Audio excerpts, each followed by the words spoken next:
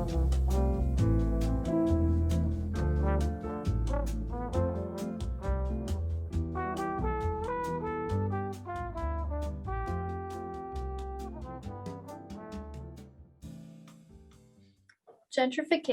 food deserts, online shopping, and foot traffic. What obstacles obstruct the path to our community's sustainability?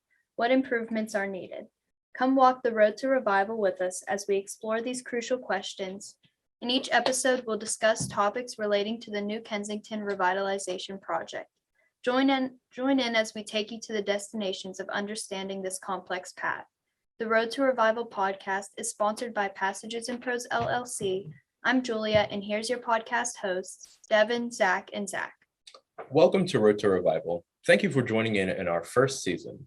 We're your hosts, Devin, Zach, and Zach. We're grateful to connect with you. Before the podcast begins, we'd like to introduce our talented production team. Lily, our executive producer, Julia, our assistant producer, and Sercan, our tech producer. This week's episode focus is about how a community goes from food desert status to plans for a new grocery store. Today's guests are Cody Campbell, Joel Gabelli, and Jamie Smittle. And here goes the bios. Ooh, that's my turn. All right. Cody Campbell has over 13 years of retail experience, ranging from management to retail system support. Lemon and Lime was born out of a desire to help the community and a belief that everyone should have access to nutritious food, regardless of socioeconomic status. Joe Gabelli is a lifelong resident of New Kensington. He has spent his 37 years in the community by choice and has no plans of leaving. Having access to only one grocery store in the city is an inconvenience for community members, and most especially for those who rely on walking to purchase groceries. We're also welcoming Jamie Smittle, who was a local resident who was first made aware of this lack of food by various tenants and a personal friend, Joe Gabelli, who we just mentioned. It was brought to her attention when the local Shop and Save closed its doors. Most residents are experiencing a tough time getting access to fresh food, and Jamie wasn't sure how to solve the problem. But she was a firm believer that if you can get enough people together, that solutions can be created. So she sought the attention of community members to solve the problem together. She created a food desert documentary with her husband, Sercan Ozen. Jamie is excited that Lemon and Lime is coming to town, and we are too. Welcome, Cody, Jamie, and Joel. All right, so New Kensington, it's been identified as a food desert community. What does it mean to be a food desert? Well, I guess specifically thinking about New Ken is, in the heart of downtown New Ken, we do not have any grocery stores in walking distance. We have some up the hill, but a lot of our residents are, on foot and they cannot make it there. So they're not having access to fresh fruits and vegetables. So to me, that's like my definition of a food desert. And I don't know if Cody and Jill have any feedback on that, on their opinion on it. Just from what I found, it seems like if there's no grocery store within a mile, it's considered a food desert. So yeah. You can definitely suffering from that problem. We've diagnosed that. Yes. Yeah, and whenever I moved here in January of 2020 in Kensington Manor, I didn't have a car, so Shop and Save was still open whenever I got there, but then they closed right when COVID hit. And then there hasn't been anything since, and that's why I'm really looking forward to whatever Lemon and Lime can do. Yeah. Okay. So Jamie, you and Sercan, your husband and the podcast tech producer, you created a short film about food deserts. Why? Well, as I kind of stated in my bio, I mean, I'm a firm believer in I might not have the solution to such a complicated thing as food and food deserts, but I thought if we can get enough attention to it, that if we all came together, that solutions may start to appear. So, I just was inspired by, the other people in the community that shared their stories with me as far as like the struggles that they have from it. And I thought that those stories are really important, and I wanted other people to hear and understand, because you can't really know what's going on unless you hear from other people and you're able to relate to their story. So that was sort of my goal, is just to get the word out there and let people know what's really going on down here. I was personally wondering if the film is available for streaming and how you can find it. Yeah, it is available. It's on YouTube. So if you type in Food Desert New Ken, it should come up, right away. And I'm sure we could probably, link it to this podcast as well. Yeah, sounds great. Anyone can join in for input. How does a food desert impact its residents in the community that it's in? Well, for this town, New Kensington, downtown, we're in a valley. It's mainly flat down here. Golden Dawn is up on top of Freeport Road, which is a more strenuous walk. And just in the valley, it's very important because there's a lot of varying age groups here. And a lot of the people who live here don't have access to vehicles. And, besides the public bus, which goes to downtown and back, you could possibly get a ride to Waterworks, but you have to be ready for that and have a bus card or whatever. And it's not that convenient right now. I think in my documentary, I'll have to look at it again, but it was like about an hour walk from down here to the closest grocery store. I mean, I can't, and it's uphill. I can't imagine walking. And like just the ability, like say you're craving something and you just like want to make a recipe. I mean, none of those solutions are convenient. Like if you could just walk to hopefully one day Lemon and Lime and go get the ingredients that you want. It's empowering to be able to cook and make the foods that you want versus being like, okay, these are the only options that I have. So I'm just going to make what I can out of this. So I think like being able to have the option to have a variety of different foods, it may even open up people the opportunity to try things that maybe they haven't really gotten to try before because they haven't had access to it. So The problem definitely compounds with, if I'm allowed to say, gas prices. Like as they go up, like it just compounds for people who are already suffering financially, I think. yeah. Definitely. There's also a lot of high rises around here, and most of the people that live there are elderly. And even if they could have access to a bus, they may not be able to get on the bus, like with their wheelchair, and then they're going to be carrying their bags. So having something that they can take their scooters down and just like go into, I think could be really life changing for the people in the high rises. I think that's one thing we're really excited about too, is making things more accessible. Because I mean, I have a car, but I can't imagine only having the option of going to Dollar General for food. Like that shouldn't even be an issue to me. So Yeah, and sometimes it's Dollar General and maybe Family Dollar, considering their schedule. yeah, It's not that consistent sometimes. They were closed for more than a week for a while there over a month ago. Wow. Due to staffing, just staffing. so for the whole week you're just have to fend for yourself. Or go down to Dollar General. Right. That probably really limits the amount of like resources then too, if you're cut down to even just one. Did you see like a decrease in the amount of like canned food and frozen food that was available when the other dollar store was closed at all? Well, my personal grocery list is a little bit basic, but Yeah. whenever it is just the Dollar General and I'm trying to look for some Lay's stacks, which are like basically Pringles, but different. Yeah. You look up there and it's just empty. Wow. Did they offer any like fresh foods at any of those places? Like, can you get a banana at? Well, this is gonna sound funny. I go to Valero for quick bananas. Okay. So you guys have to rely on the gas station for produce. Wow. Yeah. And that's actually more reliable than Dollar General. for now. And I also sometimes walk down to the Sheets in Parnassus. Mhm.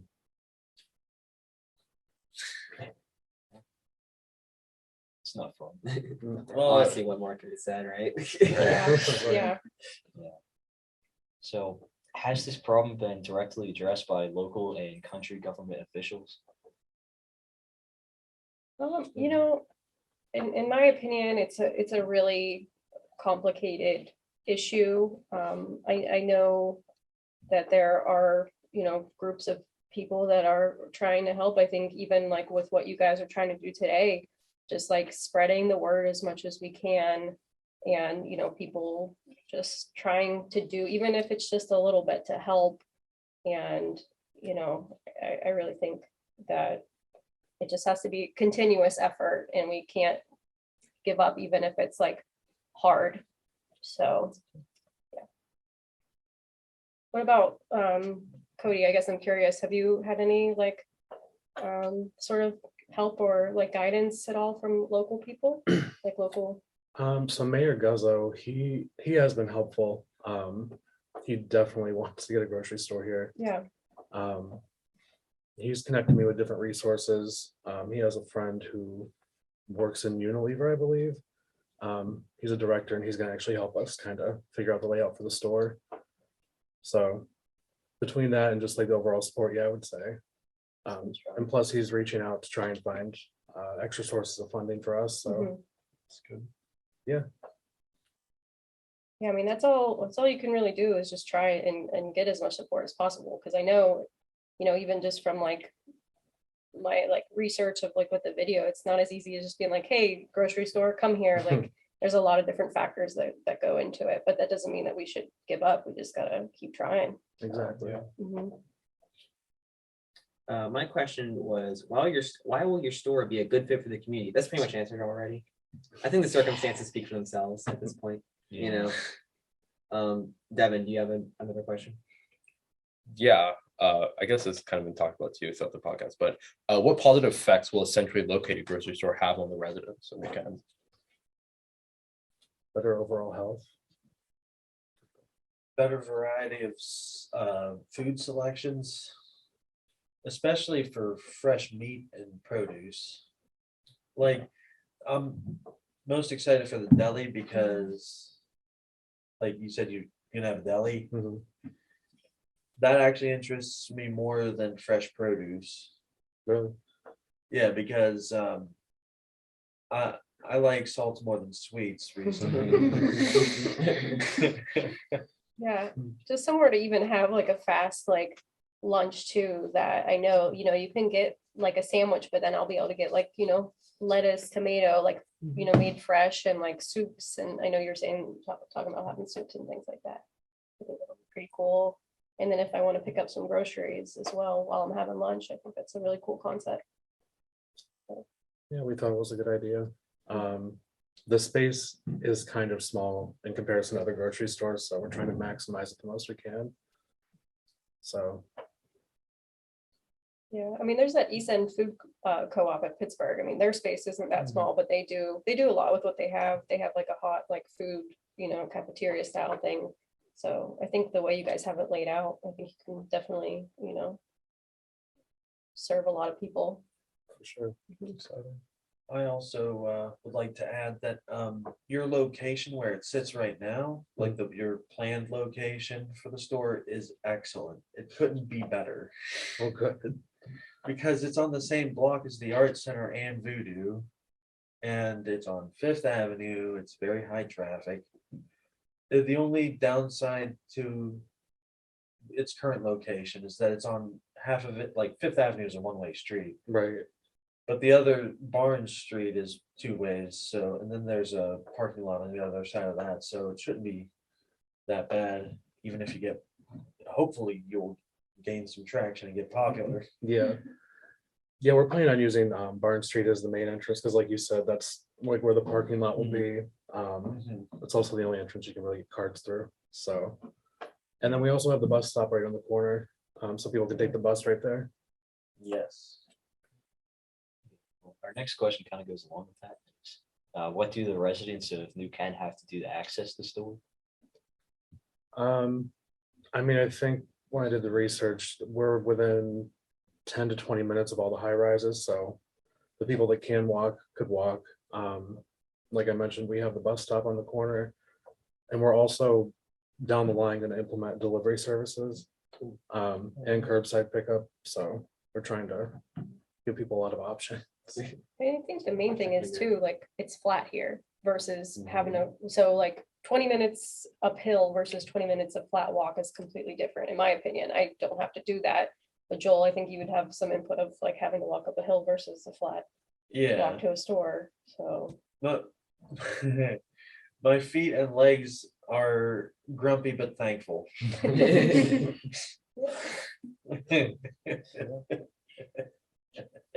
I guess another question I have is, well, what products will be offered at the store, which is pretty much already answered. What challenges do you also foresee, in opening, I guess? Well, the biggest one is I've never run a grocery store before. First time for everything, I guess. Well, yeah, right. A lot of my retail experiences with clothing companies and things of that nature. But we are reaching out to local store owners to see if we can get someone to kind of mentor us essentially. So we reached out to a few people we're waiting to hear back on. Other than that, it's honestly just learning the processes, making sure, you have those nailed down so you're not wasting produce. So, because there's very thin margins when it comes to grocery stores. And I think if I had to say anything else based off of community feedback we've received, it is theft, but I feel like you have that anywhere. Yeah, So, really any city area. yeah. Plus, I think if, like, I think an honor system, I don't even know how to say this, but it's just like, if people realize how important this is, they won't screw it up. Right. Okay, yeah. Yeah, I think it's a really great undertaking because it's something you can really need. It's one of like the basic foundational things that like, it's kind of like surprising we don't have it. Like we're like kind of touting this like, oh, we're revitalizing, we're like really making change, but like, oh, we don't have like fresh food. Right. So I think it's really cool that we're implementing this. I remember hearing that the Walmart up near Fox Chapel had to close because of theft, I think. Mhm. And it's like, I think it's important to definitely supply for the community, but also not to let them walk all over you for like bad actors. For sure. That's a hard balance to strike. So one thing that does help, because in addition to this, I work for American Eagle Outfitters and corporate. So I've on that high level kind of seen how they manage that. So I think some of that we can actually implement in the store to help mitigate that risk. One thing we're going to be putting in is AI tracking cameras. Oh, So if people do steal, you can kind of just click on their face and see everything. So just doing stuff like that, I think will help mitigate the risk. And there's like no you reason said- to be afraid unless you're a thief. Exactly. But I think I kind of agree with what you said, like the community really needs this. So I feel like the majority of people are going to be fine. You know what I mean? So You guys will be offering like, food stamps and you'll be able to use those types of things there, right? that and e-WIC. Okay. There is an approval process for it, but we're still going through that. Okay. Paperwork. All the paperwork. Yeah, so when will the store be open for business? So we would like to say by the end of the year. A lot of things being held up right now is just getting the financing for it. But yeah, once we get the building, I mean, should be up within 6 months, I'd like to say. Exciting, It yeah, really is. yeah, Yeah. It's pretty cool. I'm glad you guys are excited. yeah. I was texting you, I said I had a dream about it the other night. And Yeah. it was amazing in my dream and everything got sold out the first day. So that's, I know. I'm gonna hold you dreams to come, it. my dreams come true sometimes, so. I hope my dreams don't come true. They're weird. Well, okay, his dreams won't come true, but mine will. That was our last question. So just want to say thank you to Cody, Jamie, and Joel. For more information about Lemon Lime, please visit www.llmarket.com. Yes. Now for the recap. Here's 3 takeaways from today's episode. The food desert identity is part of the community's larger problem of financial equality. True. Yeah. Essential grocery stores needed to provide essential resources to community members. And New Kensington's elected officials have a responsibility and must take action to improve quality of life for residents, enhance community redevelopment, and build a sustainable business district. And now on to Zach, other Zach, not this Zach.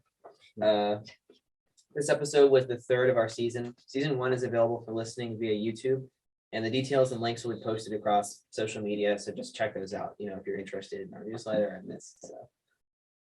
Thank you for listening in to this episode of Road to Revival with your hosts, Devin, Zach, and Zach.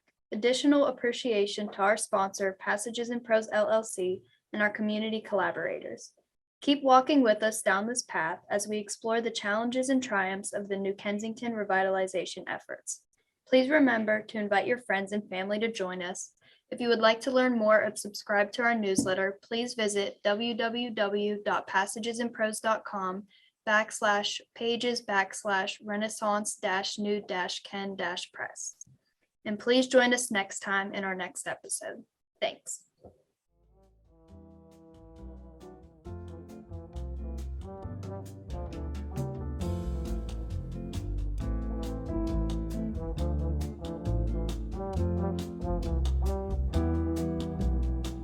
Thank you.